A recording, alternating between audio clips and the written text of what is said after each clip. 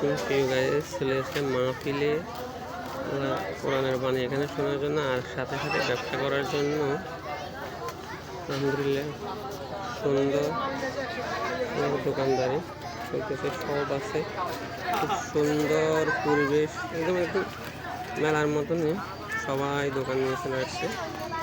আলহামদুলিল্লাহ খুব সুন্দর মনোরম পরিবেশে দোকানদারি চলতেছে।